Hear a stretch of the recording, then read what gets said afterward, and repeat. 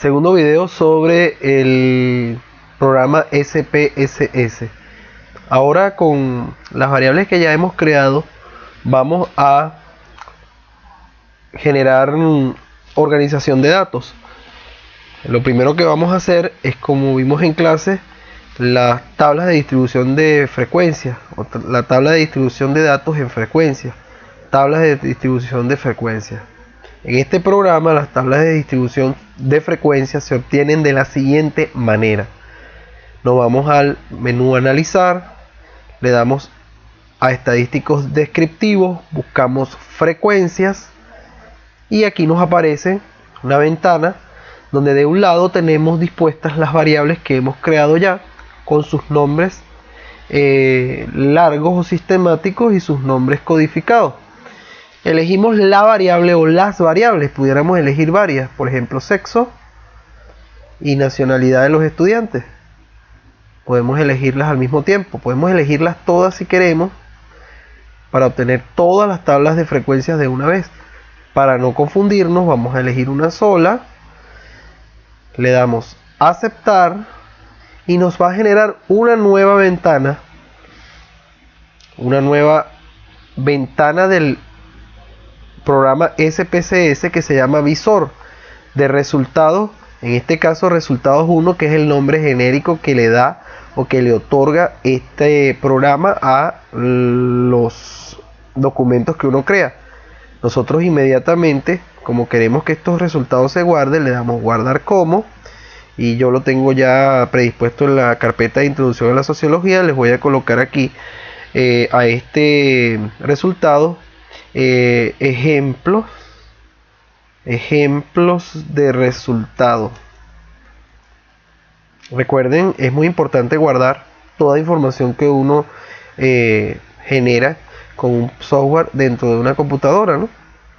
Y con un código que sirva de identificación. Esto es algo que todo el mundo debe saber. Ya aparece aquí ejemplos de resultados, visor SPSS, y nos aparece la tabla de frecuencia para la variable sexo de los estudiantes de terapia psicosocial del primer semestre.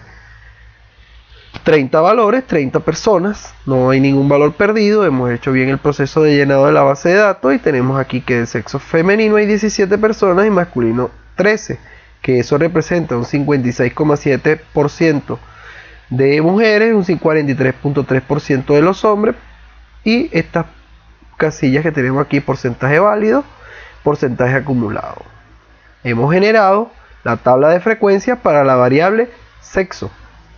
Desde este mismo visor podemos volver a estadístico descriptivo, a frecuencias y colocar, bueno, vamos ahora a pedir la de grado de instrucción. Sacamos la de sexo para que no la volvamos a repetir y ahora tenemos la tabla de frecuencia para grado de instrucción de los estudiantes de terapia psicosocial. Hay 26 bachilleres, una persona con posgrado y 3 con alguna formación universitaria. 86,7% es o tiene el grado de bachiller, una sola persona tiene posgrado y 3 personas tienen algún tipo de grado universitario. 10% tiene algún tipo de grado universitario. Fíjense, 87%, redondeándolo, 3%, 10%, suman un 100%. 86, 90, 100 en el porcentaje acumulado. Vamos ahora a pedir la tabla de frecuencia para la variable ingreso mensual.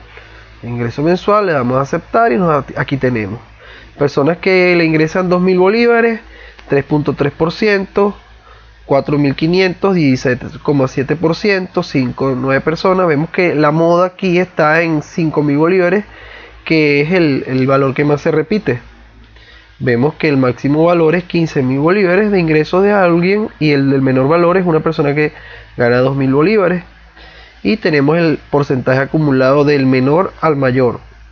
Aquí sí podemos utilizar o ver con mayor claridad para qué sirve el porcentaje acumulado. Si yo les pregunto qué porcentaje acumula o qué valor o bajo qué valor de ingreso se acumula el 50% de la distribución o de la cantidad de personas, ustedes se van directamente aquí, ubican que después de 4.500 viene 5.000 bolívares, que son 70, es decir, más o menos aproximadamente la mitad de las personas tiene un ingreso de 5.000 bolívares o menos y la otra mitad más. Eso les hace ver un poco más o menos cómo se comporta la variable. Este tipo de columnas es importante cuando son valores así extendidos, son bastantes valores en la variable, porque se pueden hacer ese tipo de análisis observando el comportamiento de la distribución. Si vemos que el 50% está por acá o por acá, y dependiendo de la naturaleza de la variable, que en este caso es el ingreso mensual, pero podría ser la edad, el peso, la cantidad de visitas a un centro de salud, la cantidad de veces que utiliza algún tipo de servicio público, la cantidad de ingreso familiar, egreso familiar, el número de personas integrantes en el hogar. Ok, vamos a obtener otra variable, otra tabla de frecuencias. Vamos a ver esta, número de personas en el hogar. Esta variable, antes de generarla, vamos a verla en la base de datos. Esta la creé yo. Fíjense aquí, número de personas en el hogar, número de personas en el hogar, la creé como una variable categórica. Ustedes dirán, pero si es un número de personas, pero es que el número de personas la he categorizado. Fíjense, he colocado un valor A para de 1 a 3 personas, B de 4 a 6 personas, C de 7 a 9 personas y D 10 personas o más en el hogar. Entonces fíjense cómo está definida esta variable aquí en la base de datos, con letras minúsculas. En este caso utilicé letras minúsculas. Aquí me faltaron dos datos por llenar. Voy a colocar B, vamos a colocar B aquí. Fíjense, podrían ser minúsculas o mayúsculas, podrían ser otros valores. Yo utilicé las letras A, B, C y D en minúsculas, que deberían corresponder a una pregunta en la encuesta que diga cuántas personas viven en su hogar. Entonces, A de 1 a 3, B de 4 a 6, C de tanto a tanto. De esa manera la dispuse. Entonces, nos vamos a analizar estadístico descriptivo, frecuencia, quitamos ingreso y ponemos número de personas en el hogar. Le damos a aceptar y aquí tenemos nuestra variable, la variable número de personas en el hogar. Y fíjense que no me van a aparecer los valores A, B, C, no, sino de una vez 1 o 3, 10 personas respondieron eso. 4 a 6, 11 personas. De 7 a 9, 8 personas. Y de 10 o más, 1 persona. ¿Eso qué quiere decir? Que el 36,7% de los hogares de las personas encuestadas está compuesto por personas de 4 a 6, es decir, viven 4, 5 o 6 personas en esa casa, que es más o menos el promedio. Solo una persona respondió que en donde él vive, viven 10 o más personas. 7 a 9, 8 personas, y de 1 a 3 personas respondió el 33%. Fíjense cómo podemos obtener la tabla de frecuencia. Hay un detalle interesante acá, y volvemos a la base de datos. La vista de variables, ustedes podrán ver que tenemos estos valores aquí. Tenemos también estrato social de los estudiantes de terapia psicosocial. Quiero que vean esta variable. Esta variable la definí, estrato social, basándose en el método grafar, y coloqué estrato 1 I mayúscula, estrato 2 son 2 en romano, 3 en romano, 4 en romano, 5 en romano, y significa estrato 1, estrato 2, estrato 3, estrato 4, estrato 5. ¿Ok? Como está definido en el método grafar. Sin embargo, he especificado un detalle acá que hasta ahora no les había dicho o no les había comentado. Fíjense que aquí aparece la escala de medida. La escala de medida, cuando hablamos de estratos y cuando hablamos de variables categóricas ordinales, hay que definirla. Y fíjense que aquí está la variable ordinal. Esta variable puede también variar a nominal. Nominal, ya sabemos, en la teoría que les mandé o que revisamos ya, se establece la diferencia entre nominal y ordinal. Hay que definir el orden de la variable o la escala de medida de la variable, que en este caso es ordinal. En el caso de personas en el hogar, de acuerdo a los estratos que yo también creé, también deberían ser de manera ordinal. Sin embargo, el programa ya lo había entendido así y generó la tabla de frecuencias con la escala ordinal. Le damos frecuencias, creamos estrato social. Vamos a ver la tabla de variables, cómo va a ser estrato 1, estrato 2, estrato 3, 4 y 5. Y fíjense, en estrato 1 están 6 personas, en estrato 2, 5, en estrato 3, 14, en estrato 4, 3, en estrato 5, 2. Acuérdense de la teoría que nos decía de los estratos sociales. Fíjense que el estrato 1 son personas que tienen el menor puntaje, estrato 5 las familias que tienen mayor puntaje.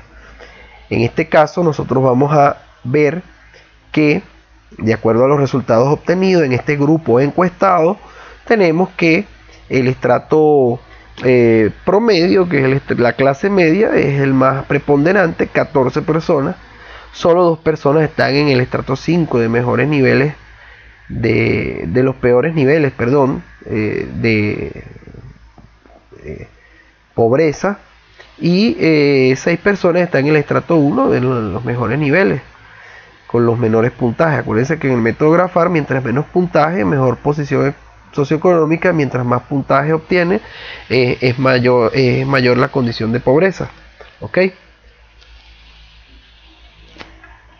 La tendencia siempre va a ser a un punto medio, y por eso se define ese esquema social tradicional basado en la clase media, dirigido a la clase media, también correspondiéndose o traspolando los valores estadísticos de lo que les comenté de la normalidad. La normalidad social es que existe una clase media, no una clase muy pobre, ni tampoco clase muy rica. ¿Ok?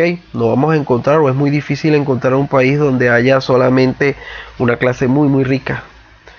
Más lamentablemente sí encontramos países donde puede haber o lugares o sectores sociales donde la mayoría son pobres. Lo ideal es encontrar una normalidad en el estrato de la denominada clase media, que en cada país y en cada contexto socioeconómico tiene sus características propias, pero que coinciden en algunas, que son unas condiciones de vida adecuadas. Y bueno, eso también depende de condiciones de vivienda, condiciones de acceso a servicios públicos, a ingresos monetarios, profesionalización. Bueno, hemos visto cómo se obtienen las tablas de frecuencia en el programa SPSS. Finalización del video número 2.